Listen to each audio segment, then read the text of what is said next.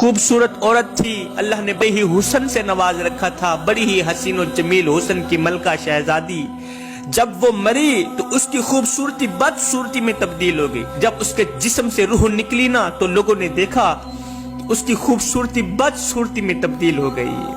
دیگر عورتوں نے دیکھا، کہا یہ تو نمازیہ عورت تھی، نمازیں پڑھا کرتی تھی، قرآن پڑھا کرتی تھی، تہجد گزار عورت تھی، اس کی خوبصورت شکل کو کیا ہو گیا ہے؟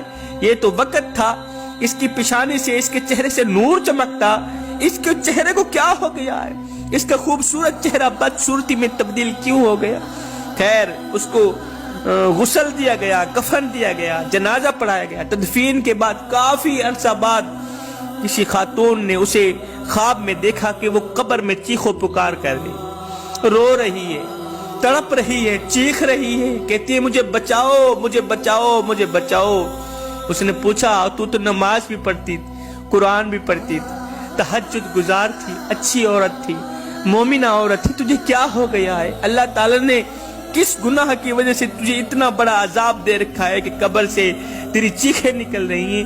تو اس عورت نے کہا کہ میں سب کچھ کرتی تھی، میں قرآن بھی پڑھتی تھی، میں نماز بھی پڑھتی تھی، میں تہجد بھی پڑھتی تھی، لیکن میں پردہ نہیں کرتی تھی، میں بن سنور کے باہر نکلتی تھی، میک اپ کر کے خوبصورت سا چہرہ بنا کے گلی سے باہر نکلا کرتی تھی، اس سوچ کی بنیاد پر کہ لوگ مجھے دیکھیں، جو ایک بار دیکھے بار بار دیکھنے کی خواہش پیدا ہو۔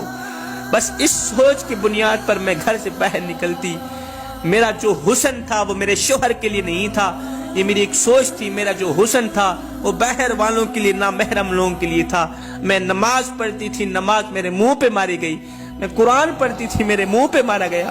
اللہ تعالیٰ نے ایک سانپ کی ڈیوٹی لگا دی ہے، وہ سانپ روزانہ آ کے کبھی میرے گالوں پہ ڈنگ مارتا ہے، کبھی میری پیشانی پہ ڈنگ مارتا ہے، کبھی میرے ہونٹوں پہ ڈنگ مارتا ہے۔